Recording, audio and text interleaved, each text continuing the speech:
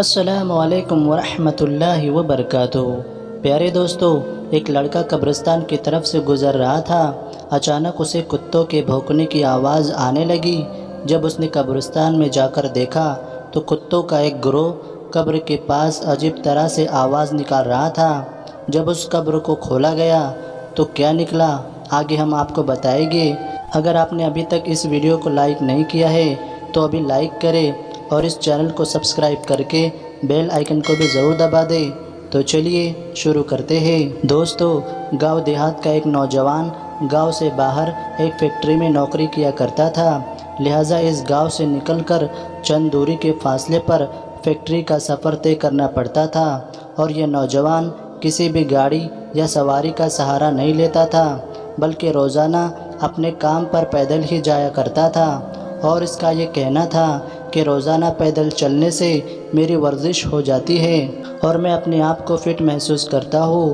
اب کیونکہ اس کا گزر کھیتوں اور ہریالی سے ہوتا تھا تو یہ خود کو انتہائی تازہ محسوس کرتا تھا۔ گاؤں سے باہر جانے پر ایک قبرستان موجود تھا۔ یہ روز وہاں سے گزرتے ہوئے قبر والوں کو سلام کیا کرتا تھا اور ان کے لیے دعائے مغفرت بھی کرتا تھا۔ لیکن دوستو، پچھلے 3 دن سے اس کے سامنے ایک عجیب و غریب واقعہ پیش آ رہا تھا اور اسے سمجھ میں نہیں آ رہا تھا اس معاملے کی کیا وجہ ہے۔ یہ سوچ رہا تھا کہ مجھے یہاں سے گزرتے ہوئے تقریباً 10 سال ہو گئے ہیں، لیکن آج تک تو ایسا کبھی نہیں ہوا۔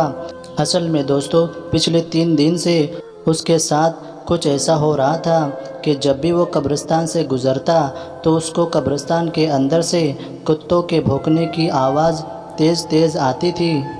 وہ بڑا پریشان تھا کہ آخر قبرستان میں کتے کہاں سے آ گئے اور یہ کتے اتنی زور زور سے آواز کیوں نکال رہے ہیں، جو کہ قبرستان کو تو ویسے ہی خاموشی کا شہر کہا جاتا ہے، اور یہ خاموشیہ شہر میں یہ کتے اتنے زور زور سے کیوں بھونک رہے ہیں۔ اس کی پریشانی دن بدن بڑھتی ہی جا رہی تھی، اور اب 3 دن گزر چکے تھے۔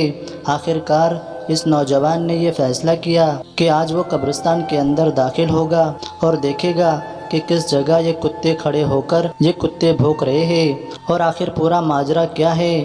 دوستو، اگلے دن جب وہ قبرستان سے گزر رہا تھا تو پھر سے اسے کتے کے بھونکنے کی آواز سنائی دینے لگی۔ جیسے ہی وہ لڑکا قبرستان میں داخل ہوا تو اس نے دیکھا کہ 4 دن پہلے جس کی موت ہوئی تھی اس کی قبر پر کھڑے ہو کر ایک کتوں کا گروہ عجیب طرح کی آواز نکال رہا ہے۔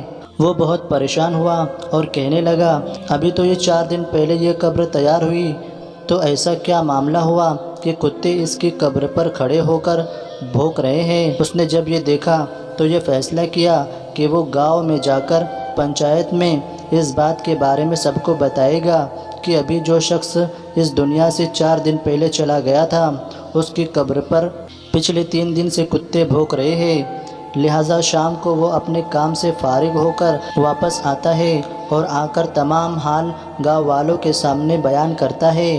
اب گاؤں کی پنچایت میں بڑے بڑے علماء کرام اور علم والوں نے یہ فیصلہ کیا کہ اس کی قبر کشائی کی جائے اور اس کی قبر کو کھولا جائے اور دیکھا جائے کہ آخر کیا معاملہ ہے۔ اس قبر کو کھولنے سے پہلے اس میت کے گھر والوں سے اجازت لینا مناسب سمجھا۔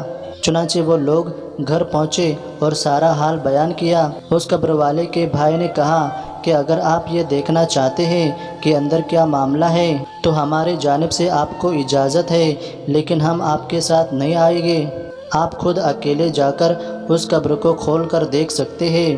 دوستو، لوگوں کے لیے یہ بڑی حیرانی کی بات تھی کہ ایک بھائی اپنے ہی بھائی کی قبر کھولتے وقت موجود نہ ہو، لیکن لوگوں نے اس بات پر غور کرنے کے بجائے یہ سوچا کہ پہلے قبر کو کھول کر دیکھنا چاہیے کہ آخر کیا معاملہ ہے۔ لہٰذا دوستو، اس میت کے گھر والے تو ساتھ میں نہیں گئے، لیکن گاؤں میں سے کافی تعداد میں لوگ قبرستان پہنچ چکے تھے اور قبر کھولنے کا سامان بھی وہاں آ چکا تھا۔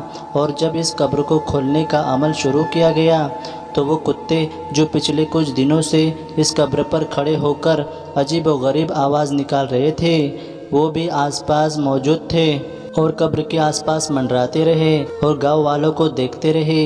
دوستو، جیسے ہی قبر کو کھولا گیا تو ایسا خوفناک منظر تو ایسا خوفناک منظر سامنے آ گیا کہ جس نے سب کے ہوش اڑا دیے کہ جیسے ہی قبر کی مٹی کو ہٹایا گیا اور مٹی کے نیچے سے تختی ہٹائی گئی تو دیکھا کہ اس قبر کے مردے کو جانور بری طرح سے کھا رہے ہیں۔